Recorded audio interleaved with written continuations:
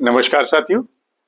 आज हम बात करेंगे एकलव्य मॉडल रेजिडेंशियल स्कूल यानी ईएमआरएस का प्रशासनिक ढांचा क्या है और उसकी ट्रांसफर पॉलिसी जो अभी पाइपलाइन में है क्या होने वाली है, टीचर्स का ट्रांसफर कैसे और कब होने वाला है, इस पे चर्चा करेंगे। तो आइए सबसे पहले इसके हायरार्किकल स्ट्रक्चर पे देख लें। ये ईएमआरएस स्कूल जो है, Eklavya model residential school, basically केंद्र सरकार, राज्य सरकार और संबंधित एजेंसियों के बीच समन्वय पर आधारित है। ये इस हायरार्किकल स्ट्रक्चर में सबसे पहले टॉप पे नाम आता है एमओटीए का, ministry of tribal affairs, government of India. इसका काम है नीति निर्धारण, धन आवंटन और स्कूलों की समग्र निगरानी करना। हायरार्की में दूसरे नंबर पे आता है ईएमआरएस सोसाइटी। ये इसके लिए संचालन के लिए नीतियां बनाती है, दिशा निर्देश जारी करती है और इसका जो अध्यक्ष होता है, चेयरपर्सन, वो होता है सेक्रेटरी एमओटीए। इसके साथ साथ इसमें अन्य राज्य सरकार के सदस्य होते हैं, शिक्षाविद होते हैं, एमपीज होते हैं। इस तरीके से इनकी एक कमेटी होती है ईएमआरएस सोसाइटी। हायरार्की में तीसरे नंबर पे आता है state nodal department. State nodal department में राज्य स्तर पे जो राज्य ट्राइबल डेवलपमेंट डिपार्टमेंट होता है वो, और स्टेट ईएमआरएस सोसाइटी, जो राज्य के अंतर्गत जितने ईएमआरएस स्कूल हैं उनको देखते हैं। देन तीसरे लेवल पे आते हैं डिस्ट्रिक्ट लेवल पे। तो डिस्ट्रिक्ट लेवल पे डीएम और डिस्ट्रिक्ट एजुकेशन ऑफिसर इन पे निगरानी करते हैं, इनकी देखभाल करते हैं। और चौथा जो हायरार्की में आता है स्कूल लेवल पे, जहां पे प्राचार्य, शिक्षक और स्कूल मैनेजमेंट कमेटी मिलके इनका प्रशासनिक और अन्य कार्यभार देखती है। तो ये है इसका हायरार्किकल स्ट्रक्चर। अब आते हैं ट्रांसफर पॉलिसी पे। तो पहला तो क्वेश्चन होता है कि क्या ईएमआरएस ने अभी तक कोई इंटर स्टेट ट्रांसफर किए हैं, एक स्टेट से दूसरे स्टेट में?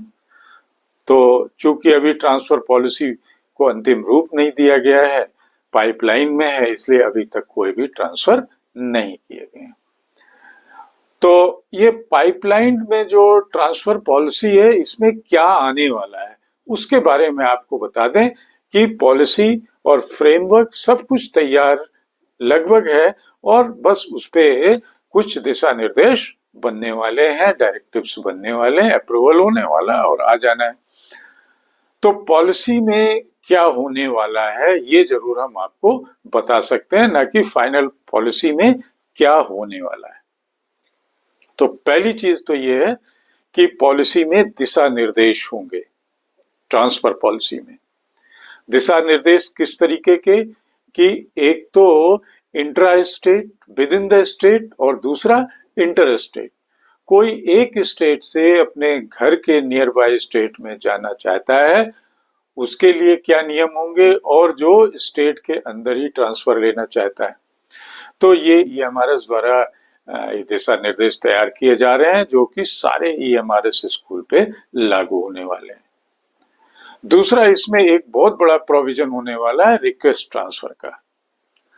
कोई भी स्टाफ, टीचर, प्राचार्य, कोई भी स्टाफ अपने व्यक्तिगत या पारिवारिक कारणों से ट्रांसफर रिक्वेस्ट भर सकता है कि मुझे उस स्टेट में जाना है, उस शहर में जाना है, लेकिन उसके लिए उसको रीजन बताना होगा, कारण बताना होगा।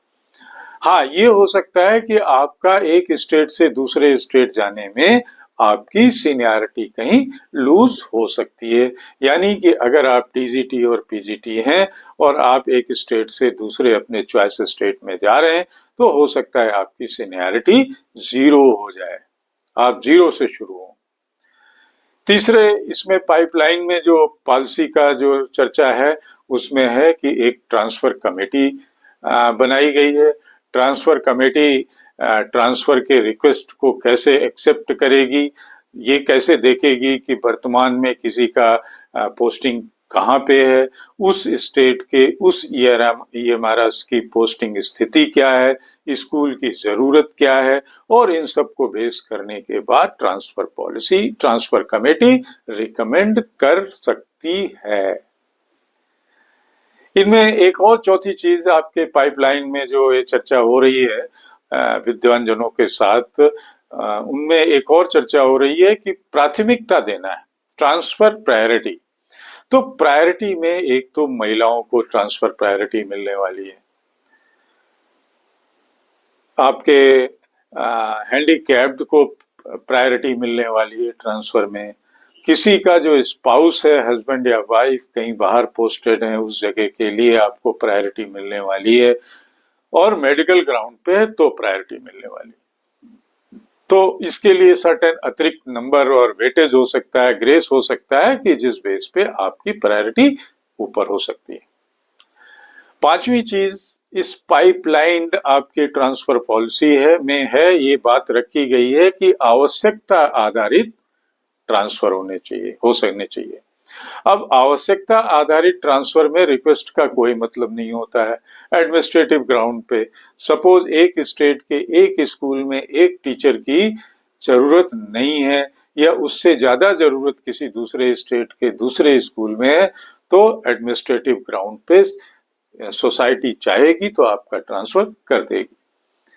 आपका छत्तीसगढ़ से आपका राजस्थान हो सकता है। और अगली जो उसमें फ्रेमवर्क में पाइपलाइन में ट्रांसफर पॉलिसी में विचार किया जा रहा है वो है कि ये सब चीजें देखने के बाद एक फाइनल अप्रूवल होगा, किसके द्वारा? सेंट्रल ऑफिसर्स द्वारा, आपकी सोसाइटी द्वारा, ये हमारे सोसाइटी द्वारा, जो कि राज्य सरकारों के अधिकारियों के समन्वय से, कोऑर्डिनेशन से एक फाइनल लिस्ट जारी करेंगे। अब आता है इसमें टाइम टेन्योर का। तो 3 साल से पहले तो ये पक्का है किसी का भी ट्रांसफर नहीं होने वाला है। 3 साल के बाद हो सकता है 5 साल या 10 साल, कि अगर 5 साल पे आप ट्रांसफर रिक्वेस्ट कर रहे हैं तो आपकी सीनियरिटी लूज हो जाए। 10 साल पे करेंगे तो हो सकता है कि सेम सीनियरिटी और सेम सब कुछ लेके आप ट्रांसफर हो। तो ये इस पे अभी चर्चा चल रही है। और एक और चीज है, इसमें नियमों का पालन होना, सेवा शर्तों का, भत्तों का, इन सब का पालन होना भी एक बहुत बड़ी चुनौती है। तो साथियों, अभी जो ट्रांसफर पॉलिसी पाइपलाइन में है कि 5 साल बाद आप जो है नेचुरल वे में ट्रांसफर ले सकते हैं, या 10 साल में बिना आप अपनी सीनियरिटी लूज किए हुए, जगह खाली होती है या डिस्प्लेसमेंट पोजीशन आती है, इन सब पे अभी कुछ दिन हमें इंतजार करना होगा। जैसे इस बारे में कोई सूचना, फाइनल पक्की सूचना मिलती है, हम आपको जरूर सूचित करेंगे। नमस्कार, धन्यवाद। फिर मिलेंगे। चैनल को @Mr. Sudeep 104 को शेयर एंड सब्सक्राइब जरूर करें। बाय।